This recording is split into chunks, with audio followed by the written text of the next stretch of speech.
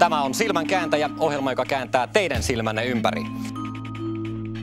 Miten stand-up-koomikot keksii nämä tarinat näihin juttuihin? Tuleeko se ihan, sä istut vessassa ja se tulee salama kirkkaalta taivaalta vai? Joo. Mitä ne idiotit mulle soittaa? Et en mä tulekaan lähde minkään Big Brother kilpailija. Niin täällä pitäisi olla yksi S, joka on muuttunut ruutu 7:ksi.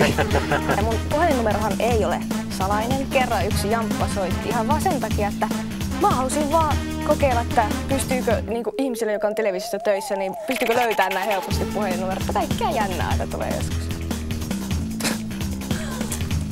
Rupes tää tupakkakin ei oikein maistuttaa. Heitä hyvää niistä pois. Joo, mä oon ihan samaa mieltä. Oikeastaan jotenkin